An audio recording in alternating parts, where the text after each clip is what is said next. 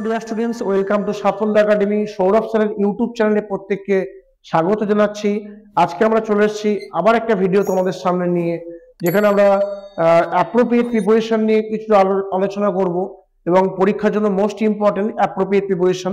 প্রত্যেকটা পরীক্ষাতেই কম বেশি appropriate preparation থেকে কোশ্চেন আসি, এবং তোমরা দেখতে থাকো ভিডিওটা ফার্স্ট টু লাস্ট। এবং অবশ্যই আমাদের ভিডিও যদি ভালো লেগে থাকে তোমরা চ্যানেলটা সাবস্ক্রাইব করে দিও। দেখা যাক আমরা যে আলোচনা করবো আজকে আমরা অ্যাপ্রোপ্রিয়েট প্রিপারেশন নিয়ে। আমাদের স্ক্রিনে আসছে, আমরা বেস্ট 5 অ্যাপ্রোপ্রিয়েট প্রিপারেশন নিয়ে আজকে আমরা ডিসকাশন করব। কি বলছে? বলছে অ্যাবাউন্ড। অ্যাবাউন্ডের পরে প্রিপোজিশন কি বসে? মাথায় রাখবে ইন বা উইথ। অ্যাবাউন্ড থাকলে প্রিপোজিশন কি বসে? ইন বা উইথ। অ্যাবাউন্ড ইন মানে কি? প্রচুর পরিমাণে থাকা। নিচে আমরা এক্সাম্পলও দিচ্ছি, ফিশ অ্যাবাউন্ডস ইন দিস পন্ড, অর্থাৎ এই পুকুরে মাছ অনেক আছে, অনেক পরিমাণে আছে। তাহলে যখন কিছু প্রচুর পরিমাণে থাকাকে বোঝাবে, অ্যাবাউন্ডের পরে প্রেপোজিশন বসাবে ইন। এবারে মাথায় রাখতে হবে, যে জিনিসটা প্রচুর পরিমাণে আছে, যেটা যদি আগে থাকে তখন তখন তারপরে অ্যাবাউন্ডের পরে ইন বসে। বাট যে জিনিসটা দিয়ে ভর্তি বা প্রচুর পরিমাণে আছে, যেমন এখানে ফিশটা প্রথমে ছিল, অ্যাবাউন্ডস ইন বসেছে, বাট পরের লাইনে খেয়াল করো ফিশটা কিন্তু পরে আছে, সেক্ষেত্রে অ্যাবাউন্ডস এর পরে কি বসবে? উইথ বসবে। দুটো মানেই কিন্তু প্রচুর পরিমাণে থাকা বা প্রাচুর্য। তাহলে যদি যেই জিনিসটাই ভর্তি বা যে জিনিসটাই পরিপূর্ণ, যদি সেটা সেন্টেন্সের প্রথমের দিকে থাকে, তাহলে সেক্ষেত্রে অ্যাবাউন্ডের পরে কি বসবে? ইন। যদি পরে থাকে, অ্যাবাউন্ডের পরে কি বসবে? উইথ বসবে। ঠিক আছে, এটা মাথায় রাখবে। পরের কোশ্চেন দেখি, নেক্সট কোশ্চেন। নেক্সট আমরা চলে এসেছি এগ্রি দিয়ে। এগ্রির পরে প্রিপোজিশন কি বসে? এগ্রি একটি গুরুত্বপূর্ণ ওয়ার্ড। এগ্রির পরে প্রিপোজিশন বসতে পারে উইথ, অথবা বসতে পারে অন, অথবা বসতে পারে টু। তাহলে এগ্রির পরে প্রিপোজিশন বসতে পারে উইথ, অথবা অন, অথবা টু। এখন কোন জায়গায় কোনটা বসছে আমরা একটু দেখে নিই। যেমন এক্সাম্পল দেওয়া আছে, আই এগ্রি উইথ ইউ, আমি তোমার সঙ্গে একমত, অন দিস পয়েন্ট, এই পয়েন্টে, but I can not agree to all the proposals. তাহলে যখনই প্রপোজালস এর প্রশ্ন আসবে তখন এগ্রির পরে কি বসবে? টু বসবে। যদি কারোর সঙ্গে কেউ যদি একমত বা রাজি হয়, সেক্ষেত্রে এগ্রির পরে কি বসবে? উইথ বসবে। আর যেই বিষয় বা যেই পয়েন্টের উপরে ভিত্তি করে তারা রাজি বা একমত, সেক্ষেত্রে কি বসবে? Agri on this point. ঠিক আছে, তাহলে এগ্রির পরে তিনটে প্রিপোজিশন বসে। একটা হচ্ছে উইথ, ম্যান টু ম্যান যদি রাজি হয়, যেই বিষয়ের উপরে ভিত্তি করে তারা রাজি হচ্ছে, সেখানে আমরা এগ্রির পরে অন বসাচ্ছি।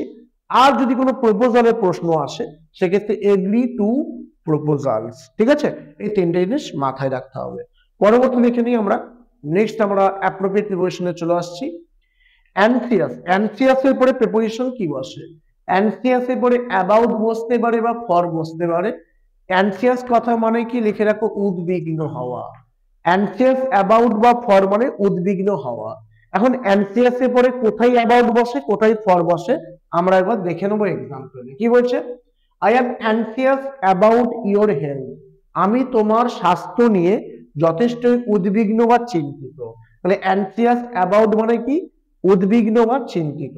আবার পরের লাইনে কি বলছে? He is anxious for getting a job, অর্থাৎ সে উদ্বিগ্ন কি ব্যাপারে? যে সে চাকরিটা পাবে কিনা বা জবটা পাবে কিনা। তাহলে কোনো বিষয় সম্পর্কে তার মধ্যে যদি উদ্বিগ্নতা জাগে, সেক্ষেত্রে অ্যানসিয়াস এ পরে ফর বসবে। আর যদি কোনো স্বাস্থ্য সম্পর্কে কিছু বলে, কোনো কিছু সম্পর্কে যদি বলে, তাহলে অ্যানসিয়াস এ পরে কি বসবে? অ্যাবাউট বসবে। তাহলে অ্যানসিয়াস অ্যাবাউট মিন্স কোনো সম্পর্কে বলা। আর কোনো বিষয়ের জন্য যদি উদ্বিগ্নতা দেখা যায়, সেক্ষেত্রে অ্যানসিয়াস এ পরে কি বসছে? ফর বসছে। দেখা যাক পরবর্তী কি আসছে নেক্সট। এগুলো মাথায় রাখবে অবশ্যই, এবং একটু প্রত্যেকদিনই একবার করে চেষ্টা করবে অ্যাপ্রোপ্রিয়েট প্রিপারেশন গুলো ফার্স্ট টু লাস্ট একবার চোখ বুলিয়ে নেওয়ার। একদিনে কেউ মুখস্থ করতে যেও না, because the list is endless, প্রচুর বড় লিস্ট আছে। একদিনে কেউ মুখস্থ করতে যেও না, প্রত্যেকদিন সকাল বিকালে একবার করে রিভিশন দাও, তাহলেই কিন্তু যখন তোমার পরীক্ষা মাথায় চলে আসবে। এবার আমরা চলে এসেছি বার্স্ট নিয়ে। বার্স্টের পরে প্রিপোজিশন বসতে পারে ইনটু অথবা আউট। বার্স্টের পরে ইনটু বসতে পারে অথবা আউট বসতে পারে। এখন বার্স্ট ইনটু মানে কি আর বার্স্ট আউট মানে কি, নিচে এক্সাম্পলটা আমরা দেখে নিই। কি বলছে? হি বার্স্ট ইনটু টিয়ার্স মানে সে কান্নায় ভেঙে পড়েছিল। অ্যাট দ্য স্যাড নিউজ মানে খারাপ খবরটাই বা দুঃখের যে নিউজ ছিল, খবর ছিল, সেখানে সে ভেঙে পড়েছিল। তাহলে বার্স্ট ইনটু মানে কি? কান্নায় ভেঙে পড়া। বার্স্ট ইনটু মানে কি কান্নায় ভেঙে পড়া। বাট যদি বার্স্টের পরে আউট বসাই, যার মানে বুঝতে হবে যে হাসিতে ফেটে পড়া। মানে বার্স্ট ইনটু মানে হচ্ছে কান্নায় ভেঙে পড়া, আর বার্স্ট আউট মানে হচ্ছে হাসিতে ফেটে পড়া। তাহলে যখনই কান্না দিয়ে কোনো কিছু প্রশ্ন দেবে যে কেউ কান্নায় ভেঙে পড়েছে, সেক্ষেত্রে বার্স্টের পরে ইনটু বসাবো। আর যদি কেউ হাসি মানে এর উল্টোটা যদি হয়, সেক্ষেত্রে বার্স্টের পরে কি বসবে, আউট বসবে। এই দুটো প্রিপারেশন অবশ্যই তোমরা মাথায় রাখবে, পরীক্ষায় কিন্তু ভীষণ ইম্পর্টেন্ট এবং আসে। পরবর্তী থেকে আমরা নেক্সট আমাদের অ্যাপ্রোপ্রিয়েট প্রিপারেশন, বেস্ট 5 অ্যাপ্রোপ্রিয়েট প্রিপারেশনের আমরা 5 নম্বরটাই চলে এসেছি। কি বলছে, কম্পেয়ার। কম্পেয়ারের পরে প্রিপারেশন কি বসে, উইথ বসে অথবা টু বসে। এখন অনেকের মনে প্রশ্ন হচ্ছে, স্যার এগুলো কিভাবে পরীক্ষায় আসতে পারে? আমাদের অ্যাপ্রোপ্রিয়েট প্রিপারেশন গুলো ফিল ইন দ্য ব্ল্যাঙ্কস হিসেবে আসতে পারে, অথবা আসতে পারে এরর কারেকশন, অথবা ভোকাবস এর বিভিন্ন কোশ্চেন দিয়ে, বিভিন্ন ভ্যারাইটি দিয়ে কিন্তু কোশ্চেন গুলো দিতে পারে। বাট তোমাকে মাথায় রাখতে হবে যে কোন ওয়ার্ডের পরে কোন অ্যাপ্রোপ্রিয়েট প্রিপারেশনটা বসে। কারণ দেখো এখানে কিন্তু কম্পেয়ারের পরে উইথ বা টুই বসে। তুমি যদি আমাকে জিজ্ঞাসা করো যে অন্য প্রিপোজিশন গুলো কেন বসে না, I have no answer. Because কম্পেয়ারের পরে অ্যাপ্রোপ্রিয়েট প্রিপোজিশন উইথ আর টুই বসে, এটাই মনে রাখার বিষয়, এটাই তোমাদের মাথায় রাখতে হবে, এটাই তোমাদের মনে রাখতে হবে।